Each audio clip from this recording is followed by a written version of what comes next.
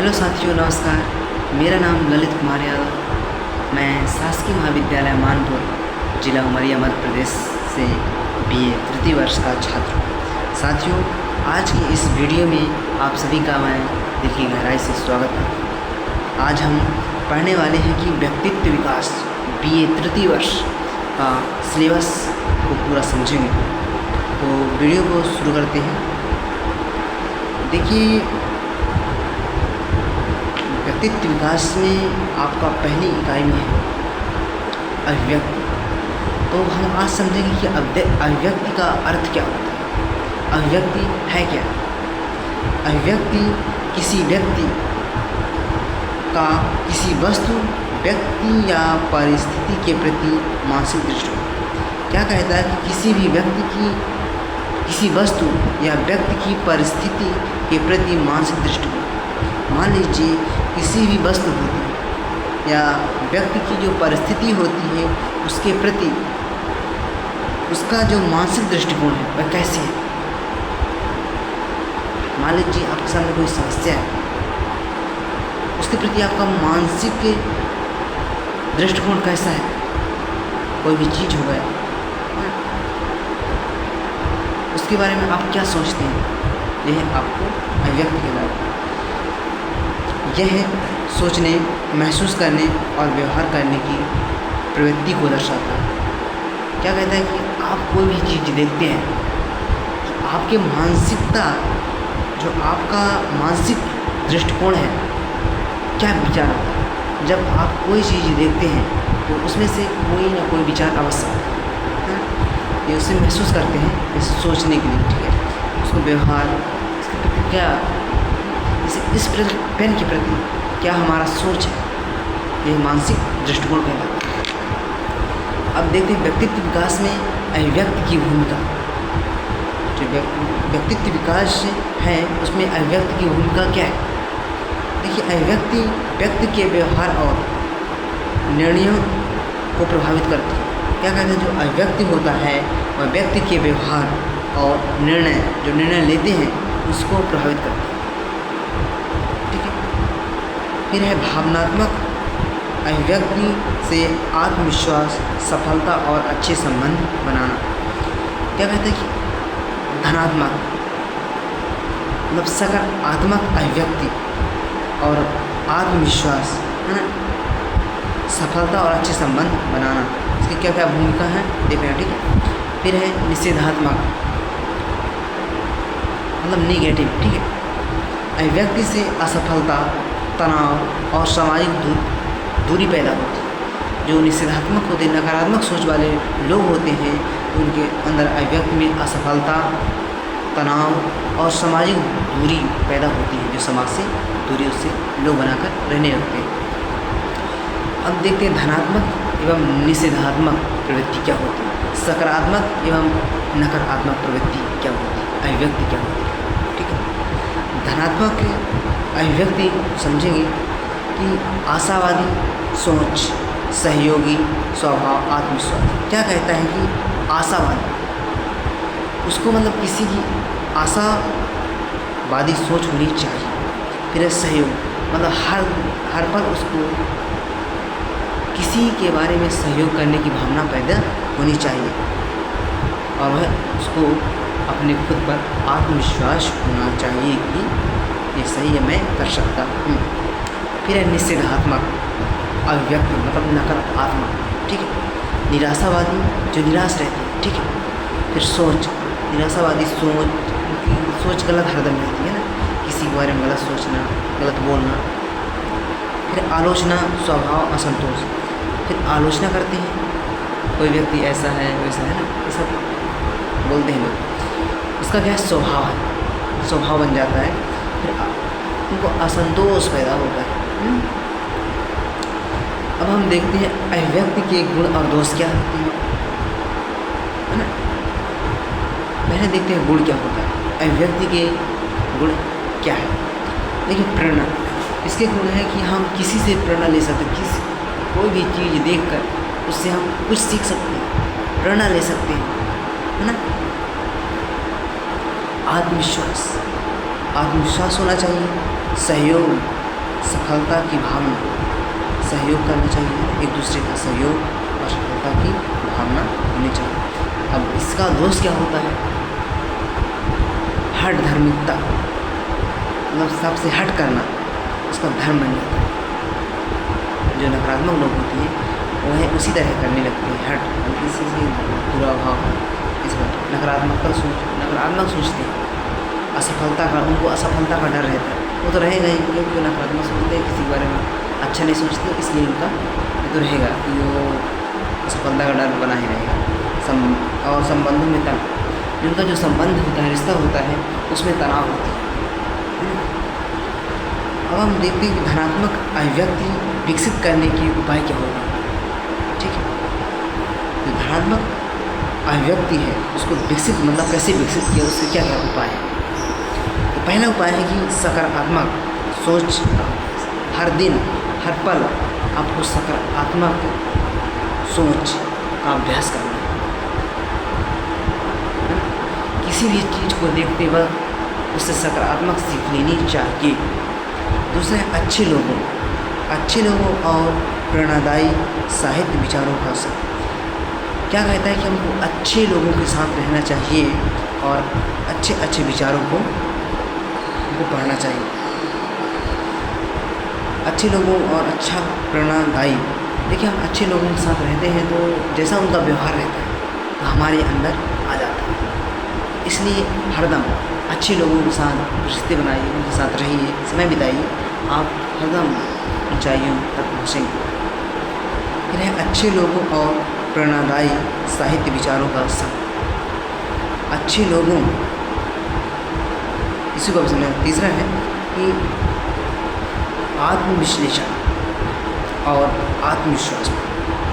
देखिए आपको आत्मविश्लेषण मतलब आत्मा, मन में अंदर से आपको उसका विश्लेषण करना चाहिए। किसी भी सकारात्मक चीज़ों को सीखते हैं उसका हमको विश्लेषण करना चाहिए। पढ़ने के बाद जब कोई आप अच्छी चीज़ सीखते हैं, देखते हैं, उसमें अपने अंदर क्या चल रहा है उसको विश्लेषण करें, है ना।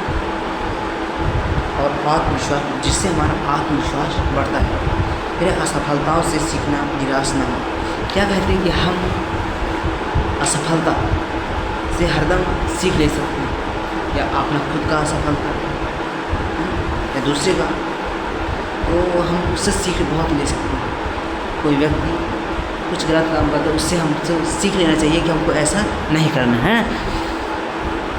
हमको निराश नहीं होना चाहिए, हरदम धैर्य बनाकर रहना चाहिए। फिर लक्ष्य निर्धारित करना और छोटे छोटे कदमों में आगे बढ़ना। क्या कहता है कि लक्ष्य निर्धारित करना। आज की इस जनरेशन में लक्ष्य निर्धारित करना बेहद जरूरी है।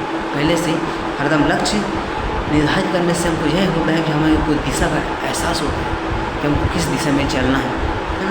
इसलिए लक्ष्य को निर्धारित करना बेहद ज़रूरी होता है और हरदम छोटे छोटे कदमों से आप आगे बढ़ सकते हैं। छोटी छोटी चीज़ों से सीखते हुए आप आगे बढ़ें। अब देखते हैं धनात्मक एवं निषेधात्मक प्रवृत्ति वाले व्यक्तियों में अंतर क्या होता है। साथियों, आज हम देखते हैं कि धनात्मक और निषेधात्मक, मतलब सकारात्मक और नकारात्मक अभिव्यक्ति वाले जो व्यक्तित्व का अंतर होता क्या है। पहले देखते हैं अभिव्यक्ति, है ना।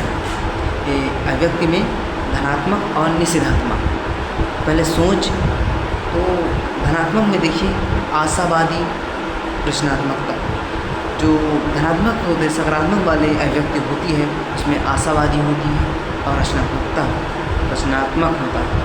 और निषेधात्मक में क्या होता है कि निराशावादी, आलोचनात्मक। जो व्यक्तित्व निषेधात्मक में, नकारात्मक में रहता है उसको निराशावादी होती है और आलोचना करता है, हर किसी का आलोचना करता रहता है। फिर व्यवहार में देखते हैं सहयोगी प्रेरक, मतलब कोई ऐसा साथी आपका होता है जो आपको प्रेरित करता रहता है ना, उसके साथ हमेशा हमको रहना चाहिए। और निषेधात्मक में देखते हैं कि असहयोगी, प्रोत्साहित करने वाला,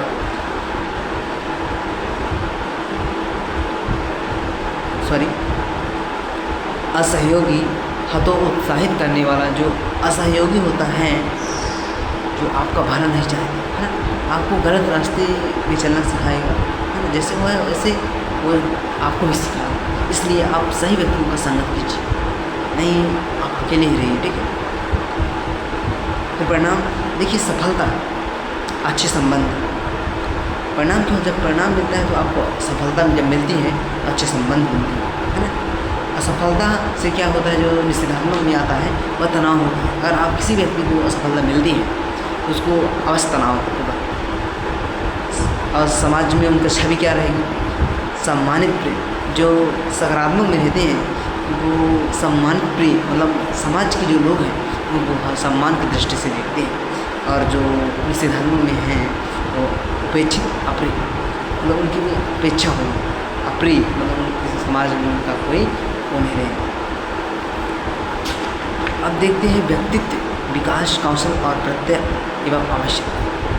यह व्यक्तित्व विकास कौशल और प्रत्यय एवं आवश्यकता क्या होती है? प्रत्यय है क्या? प्रत्यय व्यक्तित्व विकास कौशल की विशेष क्षमताएं जो व्यक्ति को जीवन, शिक्षा और करियर में सफल बनाती है। क्या कहता है कि जो व्यक्तित्व विकास का कौशल वे क्षमताएं होती हैं जो व्यक्ति को जीवन और शिक्षा और करियर में सफल बनाती है। इनकी आवश्यकताएं क्या होती हैं? पहला है आत्मविश्वास और आत्म जागरूकता बढ़ाने के लिए, समाज और कार्यस्थल को बेहतर संबंध बनाने के लिए, और प्रतिस्पर्धा में सफल होने के लिए, और आधुनिक जीवन में चुनौतियों जैसे तकनीकी, सोशल मीडिया, नौकरी का सामना करते हैं। अब देखते हैं व्यक्तित्व विकास कौशलों के प्रकार क्या होते हैं, ठीक है। व्यक्तित्व विकास कौशलों के प्रकार क्या होते हैं? पहला है सामंजस्य व्यक्तित्व कौशल। देखिए, किसी भी माहौल में हमको हर पल सामंजस्य बनाकर रहना चाहिए। दूसरों के साथ मिलकर काम करने की क्षमता, अगर हम सामंजस्य बनाकर रहते हैं तो हम एक दूसरे के साथ मिलकर काम करने में हमको क्षमता बढ़ती है। दूसरा है परिस्थितियों के अनुसार व्यवहार बदलना। जैसी परिस्थिति है उसके अनुसार हमारा व्यवहार बदल जाता है। सहयोग, सहनशीलता और लचीलापन। हमारा सहयोग बढ़ता है और सहनशीलता, हर व्यक्ति के अंदर सहनशीलता होनी चाहिए, है ना। दूसरा है सफल साक्षात्कार के लिए कौशल। क्या कहते हैं? सफल इंटरव्यू, है ना। इंटरव्यू की कौशल क्या होती है? आत्मविश्वास और स्पष्ट संचार, मतलब अपने खुद पर विश्वास रखना चाहिए। सामने वाला इंटरव्यू के सामने वाला जो व्यक्ति इंटरव्यू लेते हैं उनके सामने घबराना, डरना नहीं, आत्मविश्वास के साथ उनका स्पष्ट संचार करना, एक दूसरे से बातचीत करनी है। दूसरा उचित पहनावा और शिष्टाचार। आपका जो पहनावा है उससे भी आपको इंटरव्यू में प्रभाव पड़ता है, इसलिए सही पहनावे को चयन करें और उसी को पहने। और आपका शिष्टाचार, आपका जो बोलने का तरीका है, आप कैसे बोलते हैं, इस शिष्टाचार आपको होना चाहिए। आपका व्यवहार सकारात्मक होना चाहिए। और प्रश्नों को उत्तर देने की तरीका, हरदम जब कोई प्रश्न पूछता है तो जो इंटरव्यू देता है, अगर कोई प्रश्न इतना सरल, आप उसको बिना सोचे समझे जहाँ उत्तर फटाक से दे दें, मगर जब ऐसी कोई प्रश्न आता है जो उसको आंसर पता नहीं होता है तो घबरा जाता है। इसलिए हमको प्रश्नों को ध्यानपूर्वक सुनना चाहिए और उनको मतलब थोड़ा रुक कर उनका जवाब देना चाहिए। फिर है सकारात्मक शारीरिक भाषा। सकारात्मक शारीरिक भाषा, इससे हम सकारात्मक अपने शरीरों के लिए अदब उपयोग कर सकते हैं। फिर है चिंतन और समस्या समाधान कौशल। चिंतन, समस्या और कौशल, चिंतन और समस्या समाधान कौशल। देखिए, तरक्की और रचनात्मक सोच, तरक्की मिलती है और रचनात्मक सोच। फिर समस्या का विश्लेषण और समाधान होना, जो समस्या होती है उसका विश्लेषण करना और उससे हमको समाधान ढूंढना, निर्णय लेने की क्षमता। हर हरदम निर्णय लेने की क्षमता हर व्यक्ति के अंदर होनी चाहिए।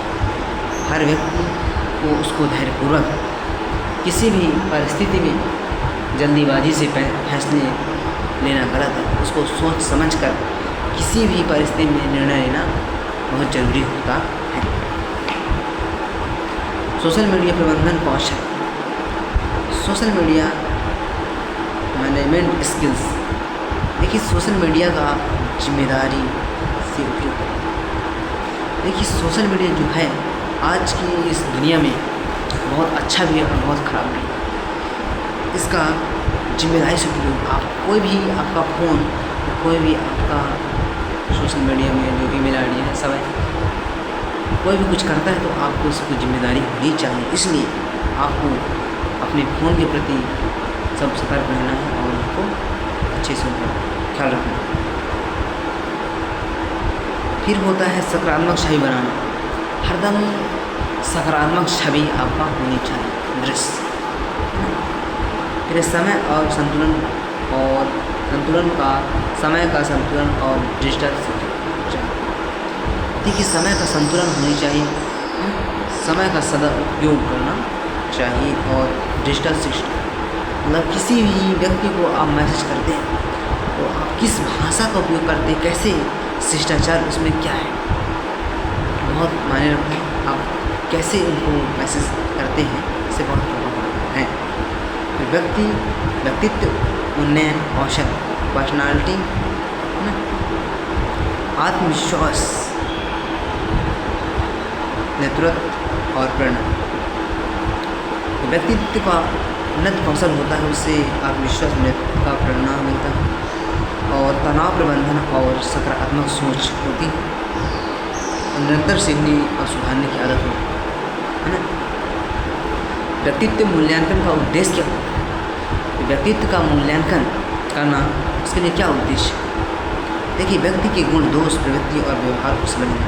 हर किसी का व्यक्तित्व के गुण क्या होते हैं, उनका दोष क्या है, प्रवृत्ति, अपना दोष, व्यवहार समझना चाहिए।